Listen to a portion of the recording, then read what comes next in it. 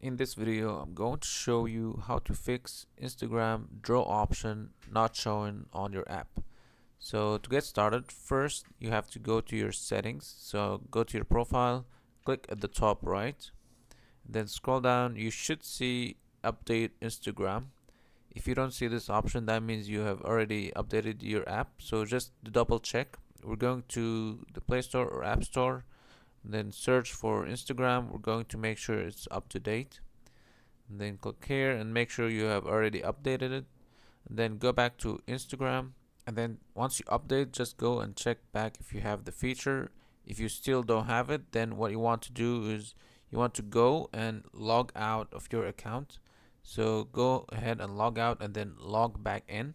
And if you try this method and it didn't work, what you want to do is go ahead and uninstall the app and then reinstall it. This will reset some settings just to make sure we have reset everything. And then if that still doesn't show you the draw icon, that means you just have to wait a little, because normally some updates are new. So you just have to wait for the update to reach your region and then make sure to update the Instagram app and you should get the feature. That's pretty much it for the video. If you found it helpful, please don't forget to leave a like and subscribe. Thanks for watching.